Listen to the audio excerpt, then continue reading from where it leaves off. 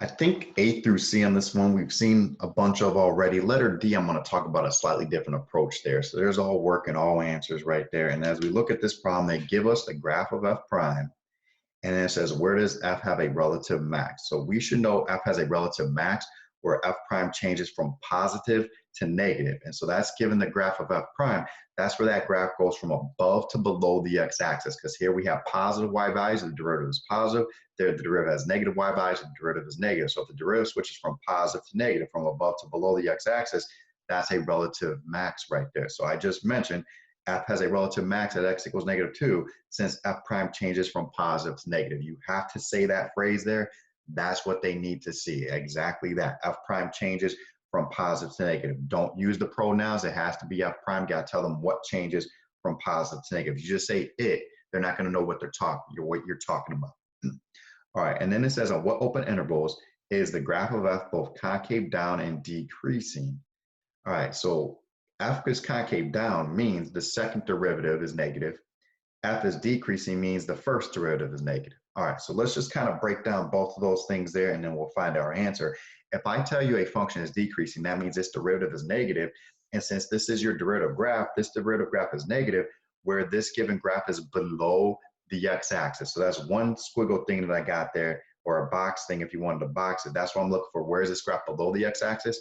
And at the same time, the f graph has to be concave down, which means the second derivative has to be negative. Now, this isn't my second derivative graph. If this is my second derivative graph, I'm looking at where that second derivative graph is below the x-axis there. But I got to think, how do I get from the f prime to f double prime as we do a derivative, and derivative is slope. So the second, if I say where is second derivative negative, that's the same thing as me asking myself, where are the slopes of the f prime negative? So where the slopes of something are negative, that's where that thing is going downhill, where it's decreasing right there. So I'm looking for where this f prime graph is decreasing, going downhill. So I'm looking for two things. I'm looking for going downhill and below the x-axis. So that's in between -2 and -1, and in between 1 and 3. That's how I'm getting those answers right there. And then I just stress, since f prime is negative and the f prime is decreasing, or the f double prime is negative, just something along those lines right there. Letter C, we've also seen a bunch before. It says find the x-coordinate at points of inflection of f. So we know, I talked myself into the answer on this one. F has inflection points where the second derivative changes sign. And the second derivative we just talked about there, that's the slope of the first derivative. And so I want to know where the slope of that first derivative changes sign. And anytime you want to know where the slopes of a graph changes sign, it's where that graph, where that f prime graph changes direction. Because here I have negative slopes. So its derivative, the second derivative is negative, and here I have positive slope, so its slope, its derivative is positive, the second derivative is positive. Right there at that x equals -1, that's where that changes sign right there. So I'm looking for where this graph changes direction. So it goes down and then goes up, that x equals -1 is 1, and then it goes up and goes down, that's at x equals 1, and then it goes down and goes up, that's at x equals 3 there. So that's why I'm getting x equals -1, 1, and 3, and I just stressed, since that's where the f double prime is changing sign, that's where the slope of that f prime is changing sign, or that f prime graph changes direction there. So just make sure you got that justification and that thinking down, and you know how to get that answer right there. And then if you group together a bunch of those, we keep seeing those same concepts in A through C all throughout those problems. Now, letter D, we've done a couple like this before over here, except I'm going to show you a slightly different approach that I think many of you will like a little bit better than what we've done in the past there, okay? So I'll connect it to what we've done in the past as well.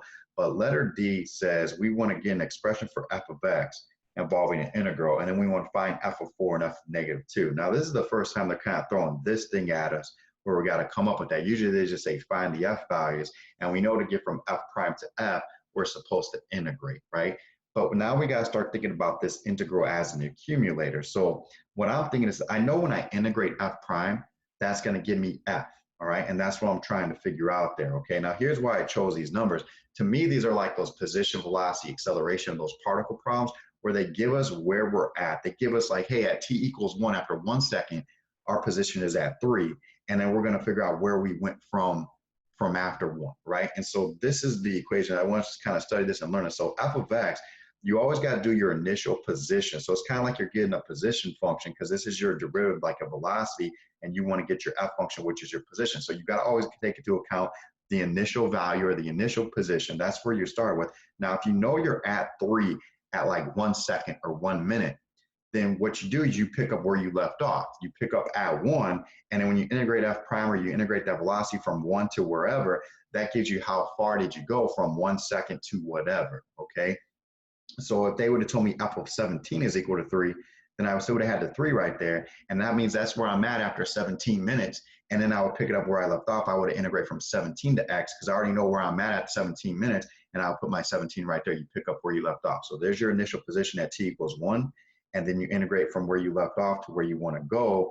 And when I integrate that f prime, we're going to get that x right there, okay? And so since we want like f of x, that's why I put that x at the top. Whatever letter I want, I'm going to put that at the top, and then just make that something kind of different there. Not a huge deal. And now when we finish the rest of this, check this out. So when I want to find f of 4, that's going to be 3 plus, I'm going to take 4, plug it in for that x right there. So 3 plus the integral from 1 to 4. So in between 1 and 4, they tell us here, and you could even written that down at the beginning, they tell us that this area is equal to 12, because they don't give us like triangles or rectangles, so I don't have a geometry shape where I can use geometry on there. But remember, if I'm doing the integral and that graph is below the x-axis, that answer is going to be negative. So 3 plus negative 12 gives me negative 9 for that answer. And an f of negative 2, you're just going to take that negative 2, plug it in for that x. So 3 plus 1 to negative 2. Now, anytime it's not left to right, least to greatest, you need to switch those numbers. And when you switch the numbers, that switches the sign in front of that integral right there.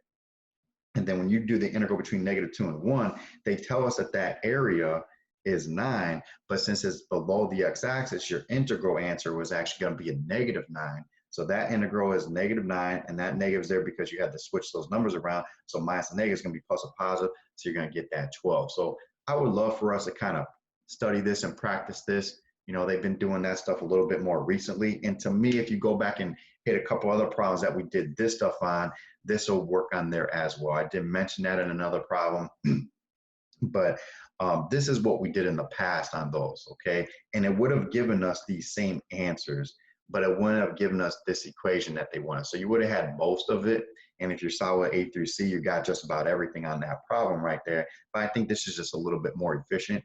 But one thing that we did in the past is said, okay, if I want to find f of 4, if I want to go from f prime to f, we're supposed to integrate it. And so I'm going to integrate f prime to get my f of x. And we chose the 1 because that's what they gave us. And we're going to choose the 4 because that's what we're trying to figure out. So you integrate f prime, you're going to get your f, plug in the 4, plug in the 1. F of 4 is what you're trying to figure out. F of 1, they gave us that was equal to 3. And then you do the area between 1 and 4. They tell us that's 12, but then the graph is below the x-axis, so we get a negative 12 right there. And you just add 3 to both sides, and then you're going to get that same exact number. And then so between negative 2 and 1, integrate it, plug in the 1, plug in the negative 2. They told us that was 3. This is what we're trying to figure out is f of negative 2.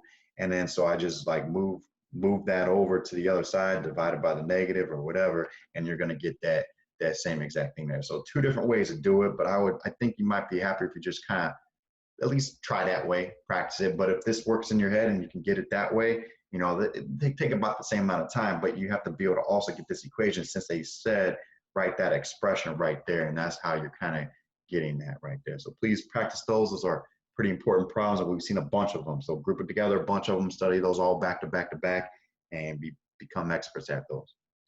Drums.